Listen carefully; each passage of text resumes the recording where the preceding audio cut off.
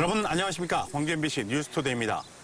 5.18 광주 민주화운동이 발생한 지 37주년이 되는 오늘 아침 저희 광주 MBC 뉴스투데이는 국립 5.18 묘지에서 직접 여러분께 전해드립니다.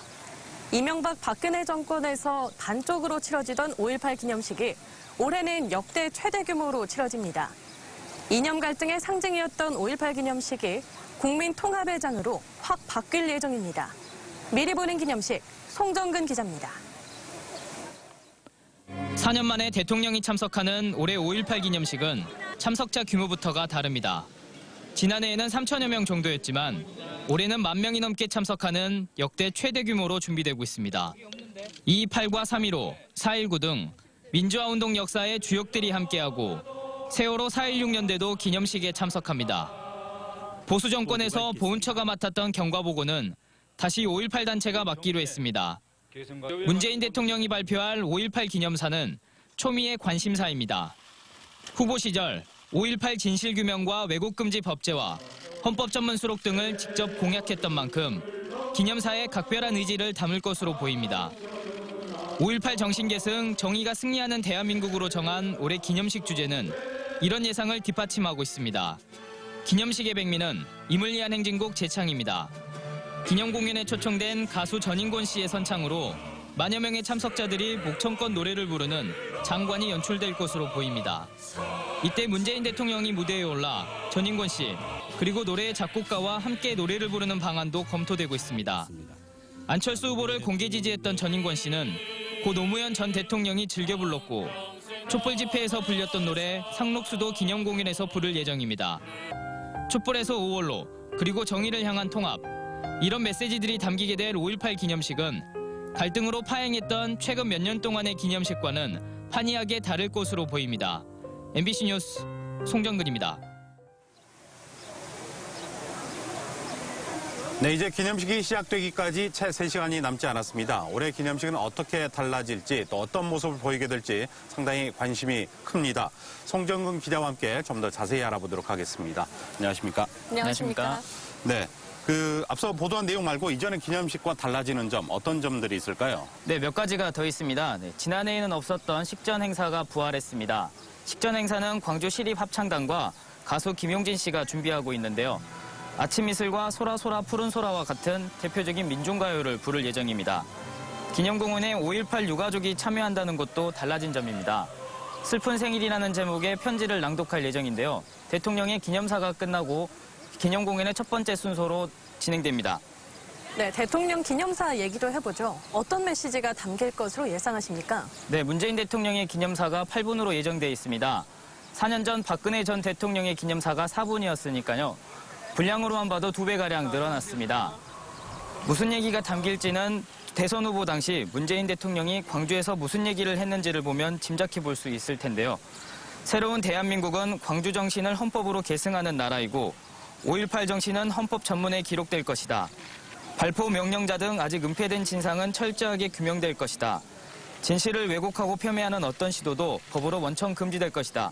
이런 약속들을 했었는데 이 약속들이 기념사 메시지에도 어떤 형태로든지 담길 것으로 보입니다. 네. 이번에도 많은 정치인들이 참석할 것으로 예상하고 있는데 어떤 분들이 참석할 예정이죠? 네, 지난 대선에서 경쟁했던 후보들 가운데 국민의당 안철수 전 대표가 참석하고요. 정의당 심상정 대표도 참석할 예정입니다. 이분들이 대통령과 마주치게 될지 또 만나면 무슨 얘기를 나눌지가 관심입니다. 또 민주당 경선 후보였던 안희정 충남지사 그리고 박원순 서울시장도 참석할 예정입니다.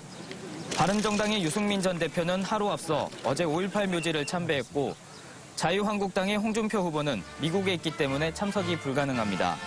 또 민주당은 추미애 대표와 우원식 원내대표 등 지도부가 총 출동하고 국민의당도 김동철 원내대표를 비롯해 지역 국회의원들이 거의 참석할 예정입니다. 네. 여러분 오늘 기념식은 관심이 갈 수밖에 없을 것 같습니다. 고맙습니다. 네. 네, 지금까지 송정근 기자였습니다.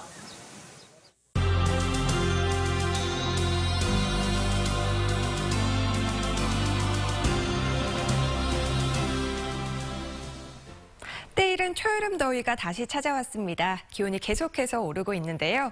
오늘 광주의 낮 최고 기온은 28도로 어제보다 2도가량 높겠습니다. 내일부터는 기온이 더욱 올라서 무려 30도를 보이겠는데요. 다만 아침과 저녁으로는 여전히 서늘하다는 점 염두해 두셔야겠습니다. 날은 더워도 미세먼지 걱정은 없겠습니다. 오늘 미세먼지 농도 보통 수준 유지하면서 공기가 무척 깨끗하겠습니다. 하지만 한낮에는 햇볕이 강하게 내리쬐면서 자외선 지수가 오르겠는데요. 오늘 광주와 전남 지역은 매우 높음 단계를 보이니까 한낮에는 장시간 외출을 피하시는 것이 좋겠습니다. 현재 기온 보시면 광주 13.4도를 비롯해 장성이 8.9도, 담양이 9.4도 등 대부분 지역 10도 안팎으로 출발하고 있습니다. 낮 기온은 영광이 26도, 담양과 화순 28도로 예상됩니다.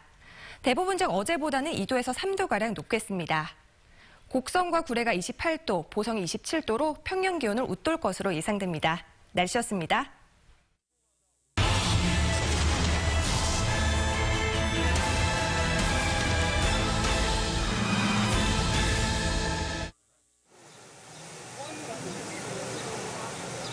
네, 광주 MBC는 아직도 미궁에 빠져 있는 5.18 발포 명령자를 밝혀내는데 수년간 추적해왔습니다. 오는 21일 특집 방송을 앞두고 모두 5차례 기획 보도를 준비를 했습니다. 오늘은 당시 광주 국군통합병원 군의관의 최초 증언으로 시작합니다. 김철원 기자입니다. 1980년 5월 21일 오후 1시 전남도청 앞에서 광주 시민과 대치하던 11공수 특전여단 부대원들이 누군가로부터 발포 명령을 받고 총을 쏘기 시작했습니다. 통신병한테 발포 명령 어떻게 된 거야? 그러고 다그치는 거예요. 그 소리를 내 귀로 분명히 들었거든. 그러니까 통신병이 발포 명령 아직 안 떨어졌습니다 얘기를 한 거예요. 근데 그 다음에 통신병이 10분이 좀 지나자 발포 명령입니다 그렇게 얘기를 한 거예요. 그러니까 그대로 이제 총을 해서 자국민에게 총을 겨눠 최소 30명 이상을 죽게 하고 수백 명을 다치게 한 11공수는 사흘 뒤인 24일 광주 송암동에서 다른 부대 계엄군으로부터 뜻밖의 공격을 받습니다. 당시 광주시 화정동 국군통합병원 진료부장이었던 이정용 씨는 아군끼리의 사격으로 죽거나 다쳐서 실려온 11공수 부대원들의 모습이 아직도 생생합니다. 군인들끼리 쏴서 죽은 겁니다. 뭐 다리가 잘라지고 대대장하면 다리가 잘라지는 사람도 있어요. 그 다리를 붙이려고 내가 수술을 했는데 워낙 열악한 시설이라 성공 못하고 하루는 절단나게 됐을 겁니다.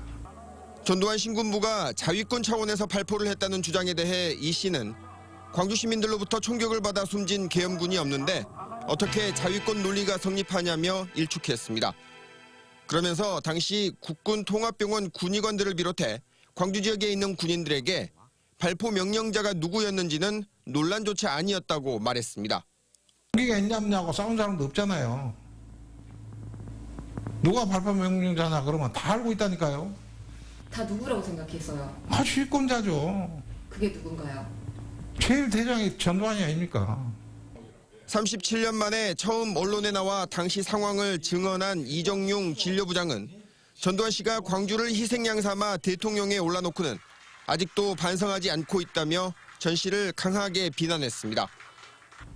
대통령이 되기 위해서 광주를 희생시킨 거 아닌가 나는 이렇게도 봅니다. 그러니까 내가 살인자라고 그러죠. MBC 뉴스 김철원입니다. 어제 저녁 5.18 민주광장에서는 제37주년 5.18 전야제가 열렸습니다. 5월 가족과 세월호 유가족 등 민주가족들이 한데 모여 5월 정신을 되새겼습니다. 보도에 정용욱 기자입니다. 옛 전남도청의 80년 5.18 당시의 모습이 비춰지고 계엄군에 맞서 저항하던 시민군을 재현한 배우들이 무대 위로 오릅니다. 촛불로 있는 5월 다시 타오르는 민주주의라는 슬로건 아래 37주년 5.18 민중항쟁 전야제가 진행됐습니다. 전야제에서는 5월 가족과 세월호 유족, 백남기 농민 가족 등 민주 가족들이 한데 모여 이무리한 행진곡을 목청껏 불렀습니다. 4대강과 사드 등 현재 진행되고 있는 투쟁과 관련해 시민들의 발언이 이어졌고 지난 3년여간 온갖 장벽으로 온갖 가시덤불로 온갖 수렁으로 가로막혀져 있는 그 진실을 향한 길을 가기 위해서 어렵게 행진하며 삭발하며 단식하며 지난 겨울 광장에서 촛불로 비리 권력을 몰아낸 시민들은 승리를 자축했습니다. 보수 정권 동안 왜곡과 폄훼가 심각해진 상황에서 문재인 대통령이 역대 최대 규모로 기념식을 치를 것이라고 알려지면서 전야제에는 시민들의 기대감이 넘쳤습니다. 광주 시민뿐만 아니라 대한민국 전반에서 아픔을 공유하고 더불어가는 그런 안전한 사회가 되는 것 같아서 앞으로 새로운 정권에 기대하는 바가 큽니다.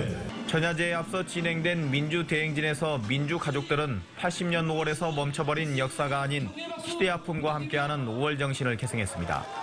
또 금남로 일대에 설치된 부스에서 주먹밥 나눔 행사를 진행하는 등 다양한 공연이 진행되기도 했습니다. MBC 뉴스 정용욱입니다. 광주 5.18의 노래 님을 위한 행진곡. 올해는 모두가 마음껏 부를 수 있게 됐지만 보수 정권 9년 동안 합창이냐 재창이냐를 놓고 논란이 참 많았습니다. 5.18 기념식에 참석한 역대 대통령들의 모습도 사뭇 달랐는데요. 이미지 뉴스 리포터가 모아봤습니다. 김대중 정권이던 지난 1998년 임을 위한 행진곡은 처음으로 5.18 민주화운동 공식 기념식에서 재창됐습니다.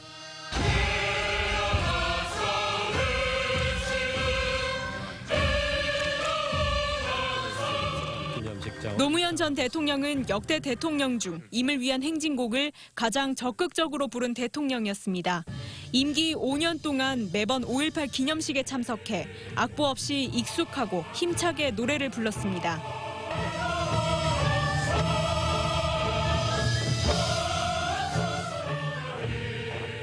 이명박 정권이 들어서면서 사정이 달라집니다.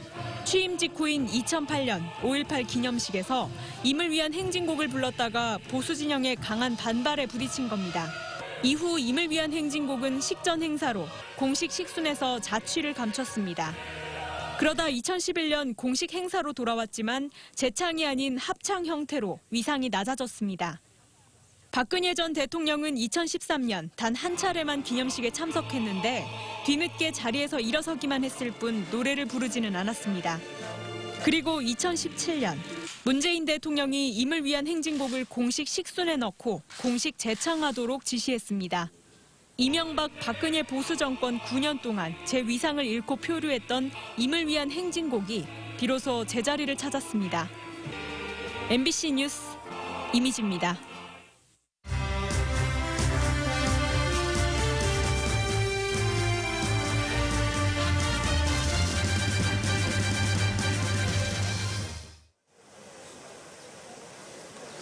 세월호 미수습자 9명 가운데 처음으로 유해의 신원이 밝혀졌습니다. 바로 단원고등학교 교사 고창석 씨였습니다.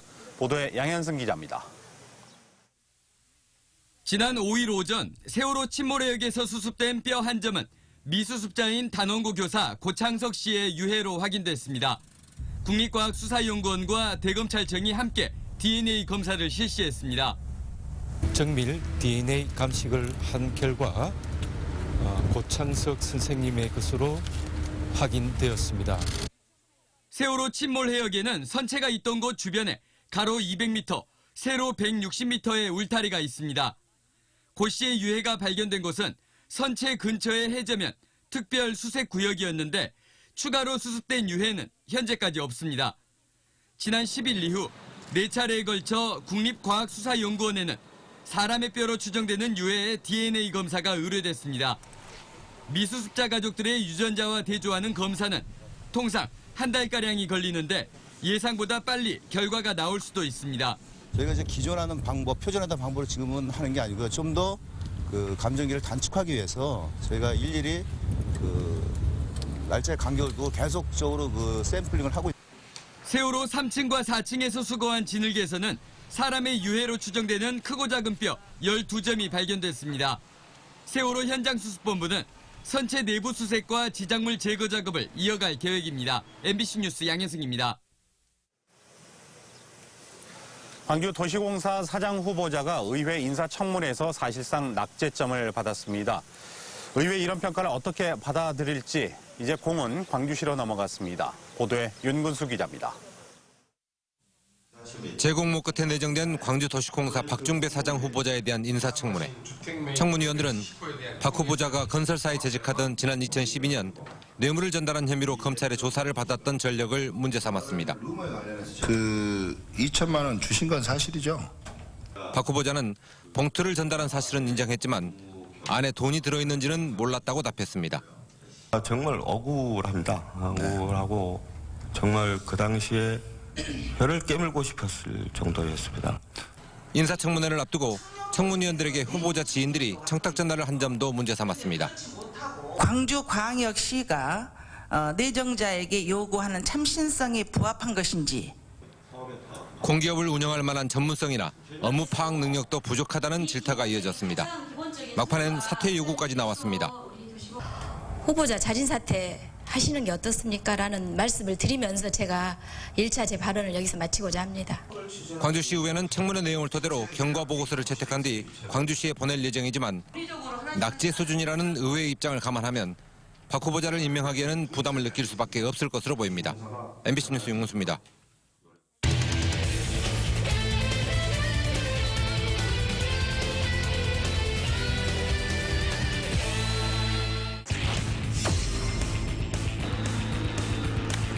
밀어친 타구 우중간 중견수 김정희 따라갑니다. 중견수 우중간을 떨어집니다.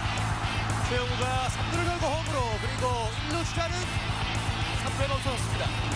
1타점 적시타 이범호. 굉장히 강한 듯.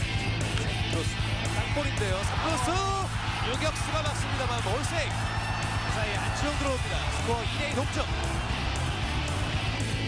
바깥쪽 센터 쪽 빠집니다. 3루자 홈으로. 버라디나의 적시타. 역전 기아 타이거스.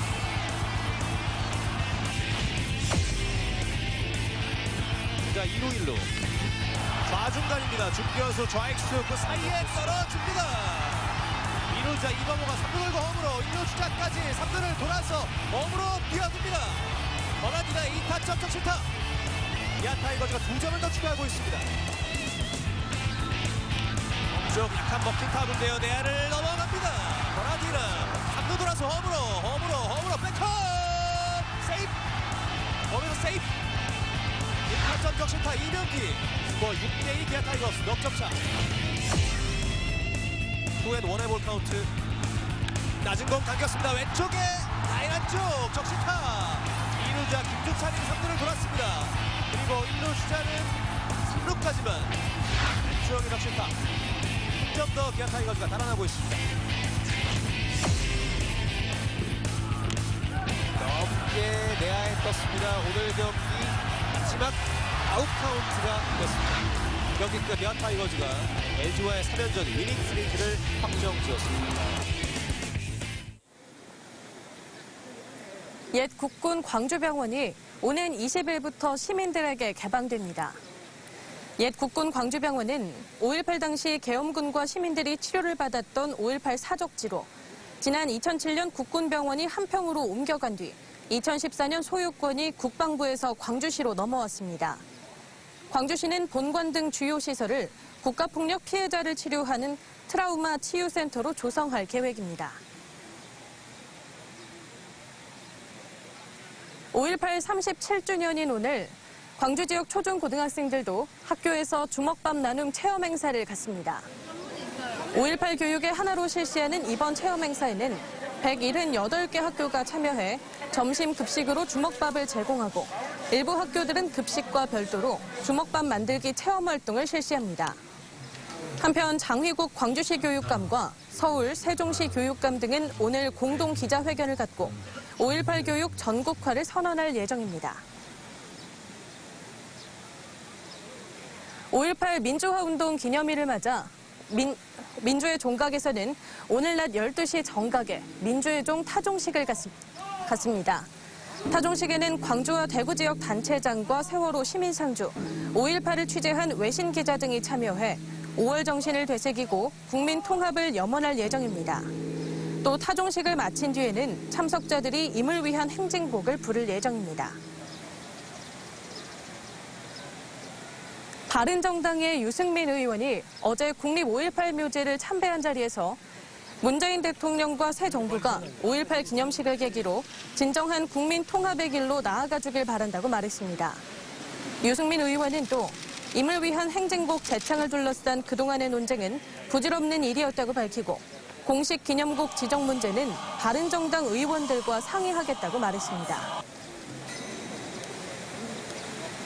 국민의당은 5.18 헬기 사격 특별법을 새 정부 출범 이후 처음으로 열리게 될 6월 임시국회에서 1호 법안으로 처리하자고 여야 각 당에 공개 제안했습니다. 국민의당은 5.18 헬기 사격에 대한 진상규명과 책임자 처벌이 반드시 이루어져야 하고 이는 광주 시민은 물론 대한민국 국민과 역사에 대한 정치권의 의무라며 이같이 제안했습니다. 광주 하남산단 외곽도로가 오늘 오후 4시부터 개통됩니다. 하남산단 외곽도로는 광주 광산구 운수동에서 오선동까지 총 연장 5.5km로 착공한 지 8년 만에 완공됐습니다.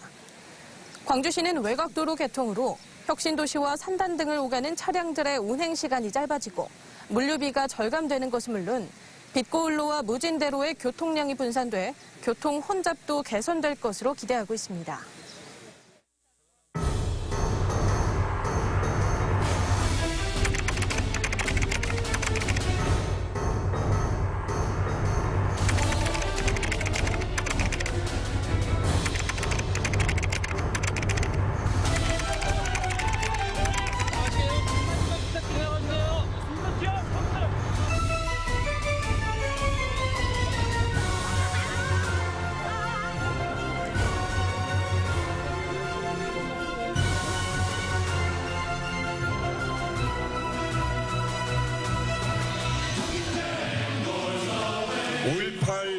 민주항쟁 기념식에 제19대 대통령 자격으로 참석하겠습니다.